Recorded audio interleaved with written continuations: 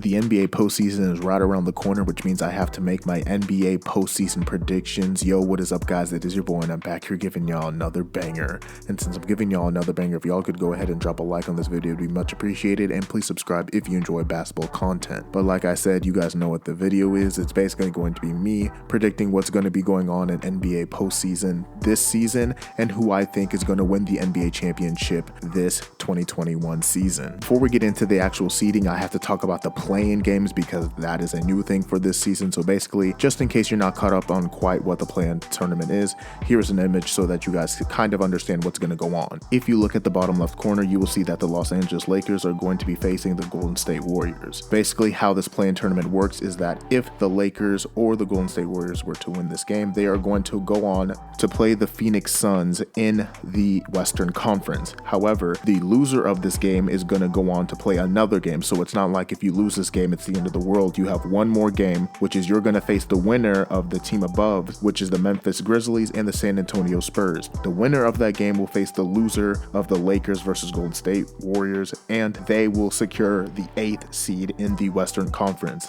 And as you can see, the same thing is going on in the Eastern Conference, and the same rules apply for the Eastern Conference as well. So basically, the Los Angeles Lakers are going to face the Golden State Warriors, and in the playoff tournament, I think the Los Angeles Lakers are going to walk away with a W. I think they're going to approach this like a playoff game and secure the W because they don't want to mess around in the playoff tournament. I believe that between the Memphis Grizzlies and the San Antonio Spurs, because of everything going on with the San Antonio Spurs, LaMarcus Aldridge leaving and everything, I believe that the Memphis Grizzlies, because they have Ja Morant, Jonas Valanciunas, Jaren Jackson Jr., and because they have such young players and they have defenders like Dillon Brooks, they will be able to beat the San Antonio Spurs, and they will be facing the Golden State Warriors to see who will secure the 8th seed. I think Dillon Brooks did a great job on Steph Curry over the Memphis versus Warriors game, but I think that over everything that Steph Curry has done over the years, that he is going to play probably every minute of this game. He's probably going to take as many shots as he possibly can, and he is going to do whatever he can to secure the W, and I think ultimately he's going to overcome whatever the Memphis Grizzlies can ultimately throw at him, and he is going to secure the 8th seed for the Golden State Warriors. In the Eastern Conference, when it comes to the 7th seed versus 8th seed, I believe because Jaylen Brown went out with injury and because of everything that has happened to the Boston Celtics due to injury, that the Washington Wizards will be able to beat the Boston Celtics because they have the duo of Russell Westbrook and Bradley Beal that seems to be actually working towards the end of the season, and they will go on to face the Brooklyn Nets. When it comes to the Eastern Conference with the 9 and 10 seed, I do believe that through everything, I do believe that the Charlotte Hornets will still be able to beat the Indiana Pacers. I know that's kind of a long shot, but I'm still going to go ahead and say that LaMelo Ball is going to be able to push his team to a W, and they're going to face the Boston Celtics, who are going to be playing the 1 seed for the 8th seed in the Eastern Conference. And I believe that between the Hornets and the Boston Celtics, depending on what type of energy the Boston Celtics come out with and how hot LaMelo can get or how cold he can get and a bunch of different factors, I think it is very possible that the Boston Celtics still walk out with a W, and they're going to secure the 8th seed for the Eastern Conference, and they are going to make it somehow into the playoffs despite the injury to Jaylen Brown. So our bracket must look like this right now. You basically just have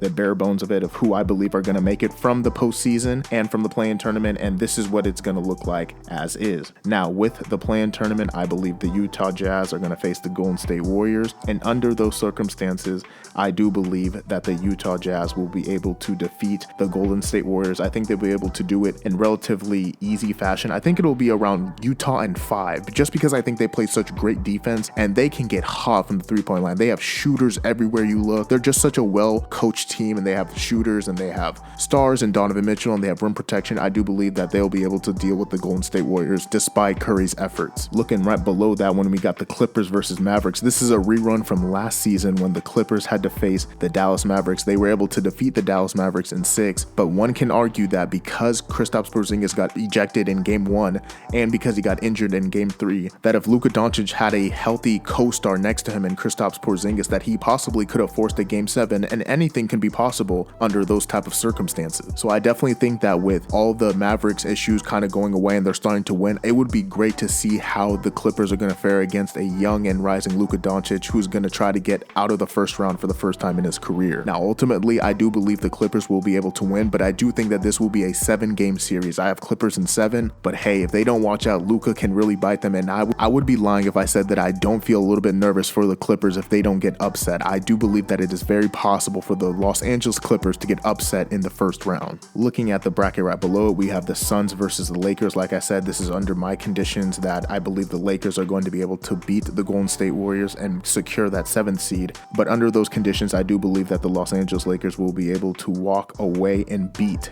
the Phoenix Suns. I believe they'll be able to do it in 6. I think because the Lakers are still trying to figure out their ways that they might drop a couple of games just because they don't have everything figured out and they're still trying to get AD on the full health side, and LeBron's trying to get in the way of things because he likes to get rolling. So I think it's definitely possible that they drop a couple of games in the first round just because they're not looking their best. But I do ultimately believe that the Lakers will beat the Phoenix Suns in the first round, which is so unfortunate for the Phoenix Suns because they drew the Los Angeles Lakers, which is literally the worst draw of the possible play-in tournament. You literally just got dealt the defending champions. It's just so rough for them. And when it comes to the Denver versus Blazers tournament, I do believe that the Denver Nuggets just have so many players. They have Michael Porter Jr., they have Jokic, of course, they have other key players like Aaron Gordon coming off the bench. They have PJ Dozier is also a good contributor. You also have Campazzo who can hit threes and he can, play like that typical stereotypical like European brand of basketball that's just annoying to play and plays really hard. Ultimately, I believe that because the Denver Nuggets are the comeback kids and they have that kind of DNA even without Jamal Murray, they'll be able to beat the Portland Trail Blazers in 7 games. I think it'll be a 7-game series because Jamal Murray is out, and it'll be a little bit difficult for Jokic to adjust in the playoffs without Jamal Murray because he did hit a lot of clutch shots for them in those playoff series last time. So I think even without Jamal Murray, they'll be able to secure a W and walk out in 7 games against the Portland Trail Blazers. Now, making our way back up to the top, I have the Utah versus Clippers in the second round. Now, this is going to be a little bit controversial because I think some people think that the Clippers are back and they're going to be better and they're not going to choke this time. But until the Clippers really prove me otherwise, I'm really not going to trust them to make it out of the second round. It's just the Clippers. That's what they do. They usually choke.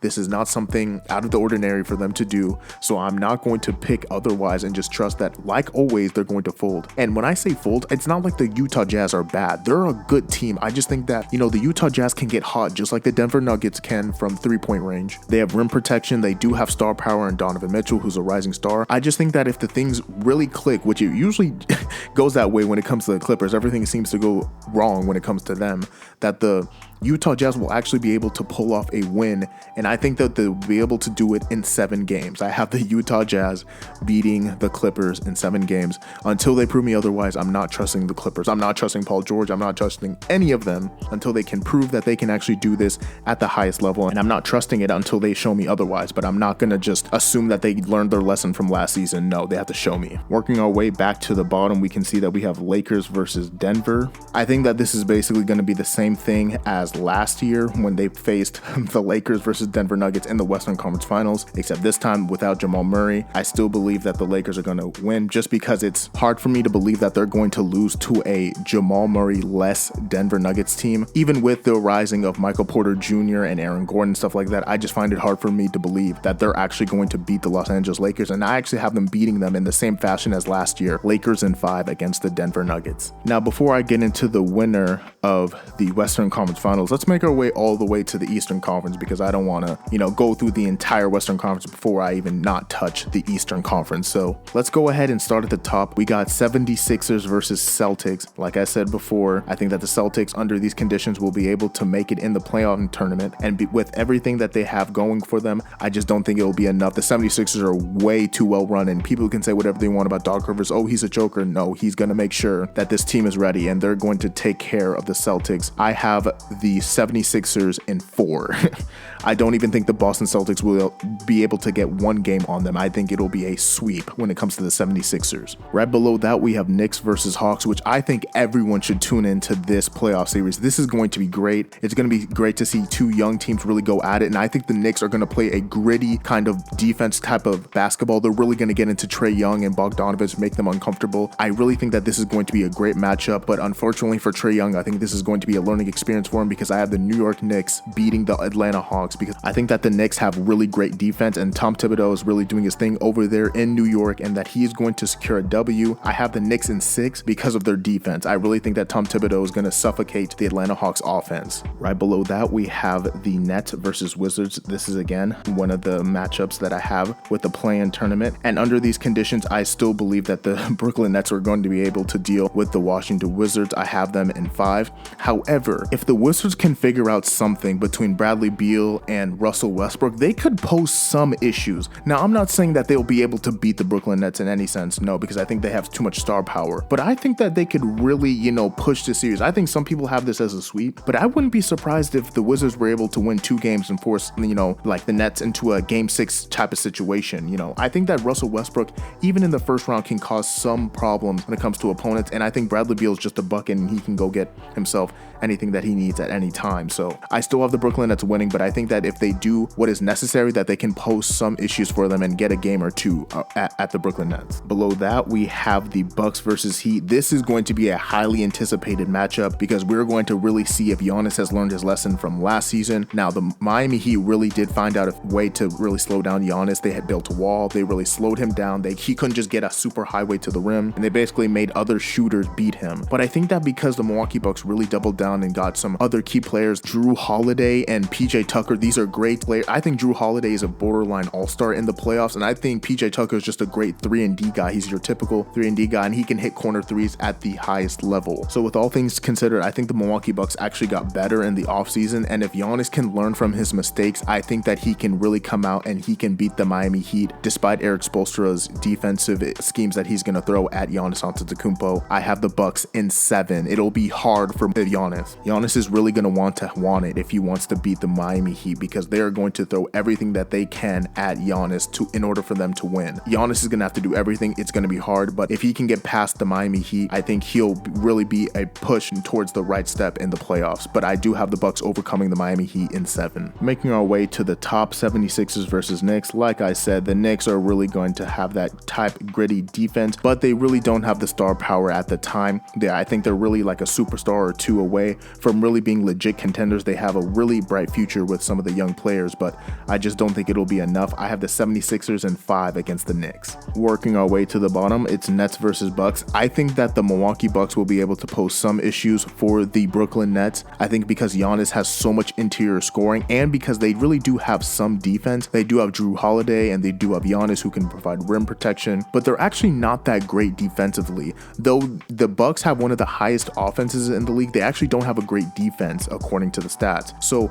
even with all these things, I just believe that the Brooklyn Nets have just such star power in the NBA that it's so overwhelming that even with Giannis at the rim and him doing what he needs to do in order to win, the Milwaukee Bucks simply just don't have enough to compete with the Brooklyn Nets because of their star power, and I have the Nets in 6 over the Milwaukee Bucks. I think that Giannis can get 2 games just because of his physicality and what he's going to cause damage at the rim, but I just think overall the star power that the Brooklyn Nets have is going to eventually overwhelm Giannis, and I have the Nets coming out victorious in 6. So let's make our way back to the Western Conference now that we got all caught up on the Eastern side. The Utah versus Lakers, like I said, I don't believe the Clippers are really going to make it to the Western Conference just because they choke usually. And with the situation of Lakers versus Utah, yes, the Utah Jazz have shooters and they have star power and rim protection, but if at this point the Lakers are at the Western Conference Finals, which means that they're in full bloom, they're probably in full steam, they're probably healthy, they're probably rolling at this point, they probably have some amount of chemistry that's really going to help them moving forward in the playoffs. And I believe that because they're probably going to be picking up steam, that the Lakers will be able to deal with the Utah Jazz in 6. I think that because the Utah Jazz play such gritty defense and they can get so hot offensively from 3 that they'll be able to take a few games away from the Lakers, but ultimately the Lakers will be able to overcome this team and they will become the Western Conference champions, and they will face whoever is coming out, I believe, of the Eastern Conference. Now headed to the Eastern Conference side of the bracket, I have the 76ers versus the Nets, and I know everyone has the Brooklyn Nets as the heavy favorites because they have star power and they have so much offense that they can throw at somebody. But I do believe that in the NBA, you win because of defense and you win because of rebounding.